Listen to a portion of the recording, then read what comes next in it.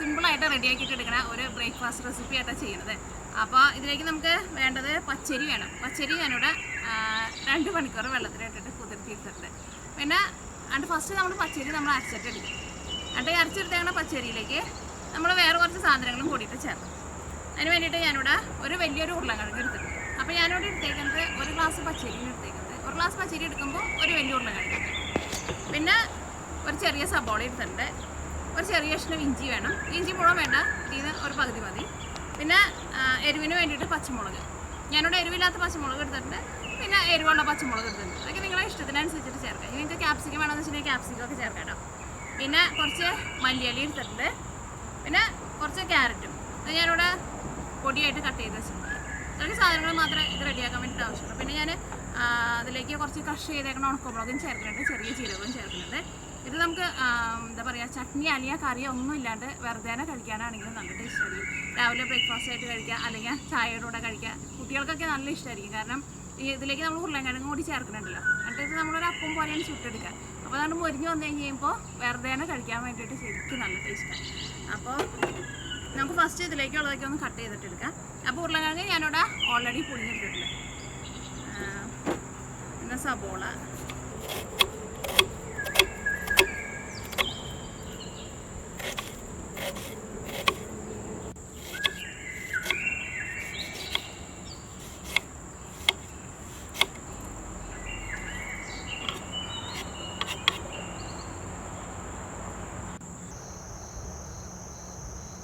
ഇവിടെ രാവിലെ 7 മണി ആയിട്ടുണ്ട് കേട്ടോ. അപ്പോൾ ഞാൻ കരുതി ഇന്ന് രാവിലെ തന്നെ ഉണ്ടാക്കാമെന്ന് വിചാരിച്ചു. അപ്പോൾ രാവിലെ ബ്രേക്ക്ഫാസ്റ്റ് ആയിട്ട് ഇത് കഴിക്കാമെന്ന് വിചാരിച്ചു.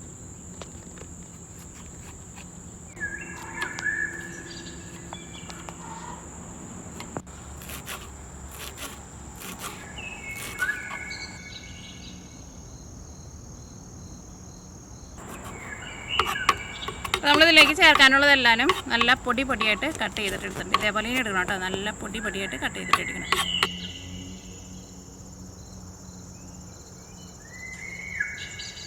ഇനി നമുക്ക് ഉരുളക്കിഴങ്ങ് കൈ കൊണ്ട് നന്നായിട്ട് ഉടച്ചിട്ട് എടുക്കണം. പ്രത്യേകം ശ്രദ്ധിക്കാം, മിക്സിയിലിട്ടിട്ട് നമ്മൾ അരച്ചിട്ട് എടുക്കരുത് കേട്ടോ. അപ്പോൾ ഈ ഉരുളക്കിഴങ്ങിൻ്റെ ടെക്സ്ചറിന് ഭയങ്കര വ്യത്യാസം വരും. ഉരുളക്കിഴങ്ങ് ശരിക്കും നമ്മൾ മിക്സിയിലിട്ടിട്ട് അരച്ചിട്ട് എടുത്തിട്ടുണ്ടെന്ന് വെച്ചിട്ടുണ്ടെങ്കിൽ എന്താ പറയുക, ഭയങ്കര സ്റ്റിക്കി പോലെയാവും.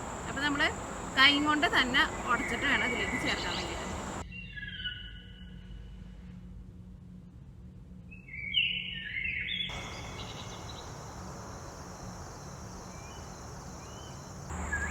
നമ്മുടെ ഉരുളക്കിഴങ്ങും കൈ കൊണ്ട് നന്നായിട്ട് ഉടച്ചെടുത്തിട്ടുണ്ട്. ഇനി നമുക്ക് പച്ചരി നല്ല പേസ്റ്റ് പോലെ അരച്ചിട്ടെടുക്കാം.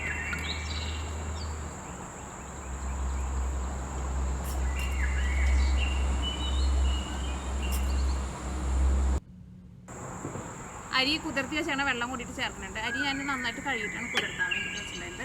പിന്നെ അരി നമ്മൾ അരച്ചിട്ട് എടുക്കുമ്പോൾ ഒരുപാട് വെള്ളം ചേർത്തിട്ടില്ല. കുറേ വെള്ളം ചേർത്തിട്ടുണ്ടെങ്കിൽ അരി നമുക്ക് ശരിക്കും അരഞ്ഞിട്ടില്ല. അപ്പോൾ ഇത് നല്ല പേസ്റ്റ് പോലെ അരച്ചിട്ട് എടുക്കട്ടെ. അപ്പോൾ നമ്മുടെ പച്ചരി നല്ല പേസ്റ്റ് പോലെ അരച്ചെടുത്തിട്ടുണ്ട്. ഇത് നമുക്കൊരു ബൗളിലേക്ക് പകർത്താം. ഈ അരച്ചെടുത്തേക്കണ പച്ചരിയിലേക്ക് നമുക്ക് ബാക്കിയുള്ളതൊക്കെ ചേർക്കാം. ഫസ്റ്റ് ഞാനിതിലേക്ക് നമ്മൾ ഉടച്ച് വെച്ചേക്കണ ഉരുളക്കിഴങ്ങുണ്ടല്ലോ, അത് ചേർക്കാം.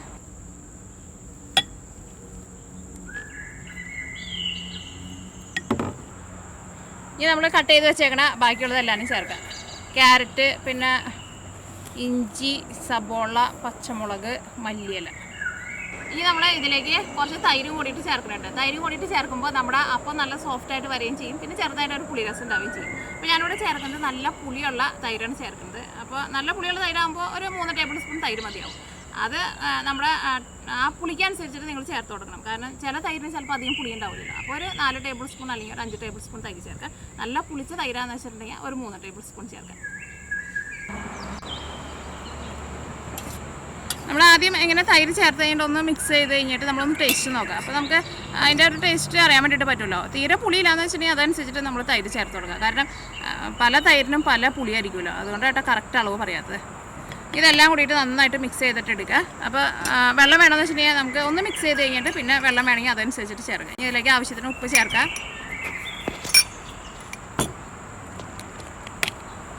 ക്രഷ് ചെയ്തേക്കണ ഉണക്കമുളക്.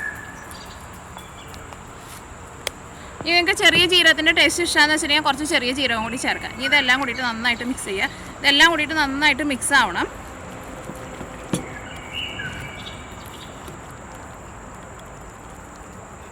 ഇതിലേക്ക് നമ്മൾ വെളിച്ചെണ്ണ ഒഴിച്ചിട്ട് മുരിച്ചിട്ട് എടുക്കണം. അപ്പോൾ നല്ല ടേസ്റ്റ് ആയിരിക്കും കഴിക്കാൻ വേണ്ടിയിട്ട്. ഇതിൻ്റെ മിക്സിങ് കാണുമ്പോൾ തന്നെ നിങ്ങൾക്ക് അറിയാമല്ലോ, കാണാൻ വേണ്ടിയിട്ട് നല്ല ഭംഗിയായിട്ടല്ലോ. ഉരുളക്കിഴങ്ങും പച്ചരി അരച്ചതും കൂടിയിട്ട് നല്ല അടിപൊളി കോമ്പിനേഷനാണ്.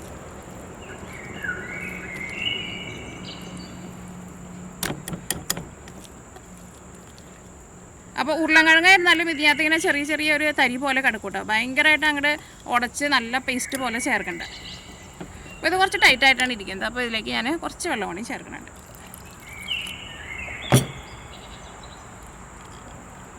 ഇതിലേക്ക് നിങ്ങൾ ചോറ് ചേർക്കരുത് കേട്ടോ. ഞാൻ ചോറ് ചേർത്തിട്ട് ഞാൻ ട്രൈ ചെയ്ത് നോക്കിയിട്ടുണ്ടായിരുന്നു, പക്ഷേ അത്രയ്ക്ക് ടേസ്റ്റ് ഉണ്ടായിരുന്നില്ല. പിന്നെ നിങ്ങൾക്ക് വേണമെന്ന് വെച്ചിട്ടുണ്ടെങ്കിൽ ഒരു 2 നുള്ള ബേക്കിംഗ് സോഡ ചേർക്കാം. പക്ഷേ ബേക്കിംഗ് സോഡ ചേർത്തില്ലെങ്കിലും നല്ല ടേസ്റ്റ് ഉണ്ടാവും. കാരണം ഇതിലേക്ക് നമ്മൾ ഉരുളക്കിഴങ്ങും തൈരും ചേർത്തിട്ടുണ്ടല്ലോ. അപ്പോൾ അതുകൊണ്ട് തന്നെ നമ്മുടെ അപ്പം നല്ല സോഫ്റ്റായിട്ട് വരും നമുക്ക്. അപ്പോൾ നമ്മുടെ അപ്പം ഉണ്ടാക്കാനുള്ള മിക്സിങ് റെഡി ആയിട്ടുണ്ട്. അപ്പോൾ ഈ മാവ് ഞാനിവിടെ ഒരു 10 മിനിറ്റ് റെസ്റ്റ് ചെയ്യാൻ വേണ്ടിയിട്ട് വെച്ചിട്ടുണ്ടായിരുന്നു. ഒരു 10 മിനിറ്റ് നമ്മളൊന്ന് റെസ്റ്റ് ചെയ്യാൻ വേണ്ടിയിട്ട് വെക്കണം. വെച്ചില്ലെങ്കിലും കുഴപ്പമില്ല. പക്ഷേ എന്ത് സാധനം നമ്മളൊന്ന് മിക്സ് ചെയ്തിട്ടുണ്ടെങ്കിൽ റെസ്റ്റ് ചെയ്യാൻ വേണ്ടിയിട്ട് വയ്ക്കുന്നത് എപ്പോഴും നല്ലതാണല്ലോ. അപ്പോൾ ഒരു 10 മിനിറ്റ് വെച്ചിട്ടുണ്ടായിരുന്നു. ഇത് വെച്ചിട്ട് നമുക്ക് അപ്പം റെഡിയാക്കാം. അപ്പം ഞാൻ റെഡിയാക്കാൻ വേണ്ടിയിട്ട് പോകുന്നത്, എൻ്റെ അടുത്ത് കാസ്റ്റ് ചെയ്യേണ്ട ചെറിയൊരു പാനുണ്ട്. അപ്പോൾ അതിനകത്ത് തന്നെ ഉണ്ടാക്കാൻ വേണ്ടിയിട്ട് പോകുന്നത്. ഇത് തന്നെ വേണമെന്ന് നിർബന്ധമില്ല കേട്ടോ. സാധാരണ പാനിൽ ഒഴിച്ചിട്ട് നമുക്കിത് റെഡിയാക്കിയിട്ട് എടുക്കാം.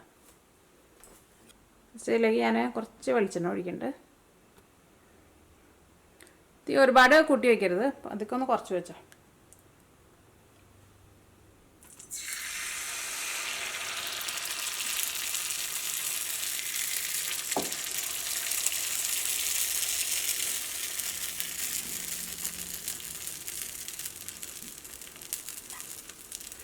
ഞാനിവിടെ മൂടി വയ്ക്കുകയാണ്. മൂടി വെച്ചിട്ട് വേണം കേട്ടോ ഇത് നമ്മൾ റെഡിയാക്കിയിട്ട് എടുക്കാൻ വേണ്ടിയിട്ട്. അപ്പോഴായിരിക്കും നമുക്ക് ആ ക്യാരറ്റൊക്കെ ശരിക്കും വെന്ത് കിട്ടാം.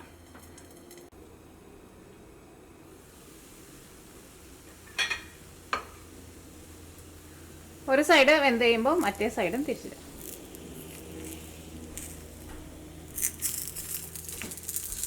തീ ഒരുപാട് കൂട്ടി വയ്ക്കരുത്, പ്രത്യേകം ശ്രദ്ധിക്കുക. കാരണം അത് അത്യാവശ്യം നന്നായിട്ടൊന്ന് മുരിഞ്ഞ് വരണം. അപ്പോഴായിരിക്കും കഴിക്കാൻ വേണ്ടിയിട്ട് നല്ല ടേസ്റ്റ് ഉണ്ടാവുക. ഇനി നമുക്ക് മറ്റേ സൈഡ് തിരിച്ചിടാം.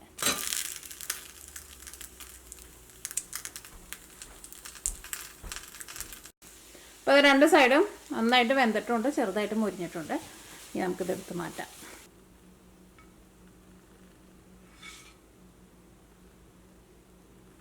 അപ്പോൾ ഈ നമുക്ക് ബാക്കിയുള്ള അപ്പവും ഇതേപോലെ തന്നെ റെഡിയാക്കിയിട്ട് എടുക്കാം.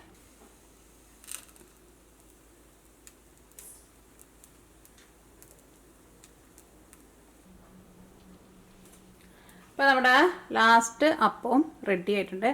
അപ്പോൾ ഇത്രയ്ക്ക് മാവ് വെച്ചിട്ട് എനിക്ക് ഇതേപോലത്തെ 8 അപ്പമാട്ടോ ഞാൻ ഉണ്ടാക്കിയത്. അപ്പോൾ നമുക്ക് ഇതിൽ നിന്ന് പറഞ്ഞ് എടുത്തിട്ടൊന്ന് ടേസ്റ്റ് ചെയ്ത് നോക്കാം. ടേസ്റ്റ് എങ്ങനെയുണ്ടെന്ന് നോക്കാം.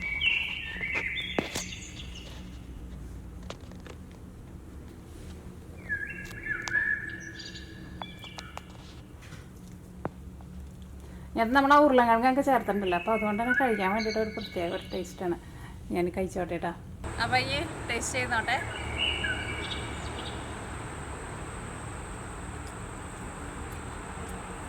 ഇതിൻ്റെ പുറത്തും പിന്നെ അടിഭാഗവും നന്നായിട്ട് മൊരിച്ചിട്ടാണ് എടുത്തേക്കുന്നത്. നമുക്ക് വേണമെന്ന് വെച്ചിട്ടുണ്ടെങ്കിൽ കുറച്ചും കൂടി കനം കുറച്ചിട്ട് ഉള്ളിൽ നന്നായിട്ട് മൊരിച്ചിട്ട് എടുക്കാം. അപ്പോൾ വെറുതെ തന്നെ കഴിക്കാനാണെങ്കിൽ നല്ല ടേസ്റ്റ് ഉണ്ടാവും. പിന്നെ കറി അല്ലെങ്കിൽ ചട്നി കൂട്ടി കഴിക്കാമെന്ന് വെച്ചിട്ടുണ്ടെങ്കിൽ ഇതേപോലെ അധികം മൊരിക്കാണ്ട് എടുത്താലും ചട്നിയുടെ കൂടെ കഴിക്കുമ്പോൾ കുറച്ചും കൂടി നല്ല സോഫ്റ്റ് ആയിട്ടിരിക്കും. വെറുതെ കഴിക്കാമെന്ന് വെച്ചിട്ടുണ്ടെങ്കിൽ നന്നായിട്ട് മൊരിച്ചിട്ട് എടുക്കാം. അതിലേക്ക് നമ്മൾ ഉരുളക്കിഴങ്ങൊക്കെ ചേർത്തിട്ടുണ്ടല്ലോ, അതൊക്കെ ചെറുതായിട്ട് മൊരിഞ്ഞ് വന്നിട്ടുണ്ട്. അത്യാവശ്യം ചെറുതായിട്ട് മൊരിച്ചിട്ട് എടുക്കണം. അപ്പോഴായിരിക്കും കഴിക്കാൻ വേണ്ടിയിട്ട് നല്ല ടേസ്റ്റ് ഉണ്ടാവുക. അപ്പം കഴിച്ചോട്ടെ. അപ്പോൾ നിങ്ങളെല്ലാവരും ട്രൈ ചെയ്ത് നോക്കാം. ട്രൈ ചെയ്ത് നോക്കിയിട്ട് ഫീഡ്ബാക്ക് പറയാൻ വേണ്ടിയിട്ട് മറക്കരുത്. പിന്നെ നമ്മൾ മിയ കിച്ചണിൽ ലാസ്റ്റ് അപ്ലോഡ് ചെയ്തിട്ടുണ്ടായിരുന്നത് ആപ്പിൾ ജാമിൻ്റെ റെസിപ്പി ആയിരുന്നു. അതിൻ്റെ വീഡിയോ കാണാത്തവരുണ്ടെന്ന് വെച്ചിട്ടുണ്ടെങ്കിൽ വീഡിയോ കണ്ട് നോക്കാം. ആപ്പിളൊക്കെ കിട്ടുമ്പോൾ അതേപോലെ ജാം ഉണ്ടാക്കി നോക്കാൻ വേണ്ടിയിട്ട് മറക്കരുത് കേട്ടോ. അപ്പോൾ ഈ നമുക്ക് നാളെ വേറൊരു പുതിയ റെസിപ്പി ആയിട്ട് വരാം.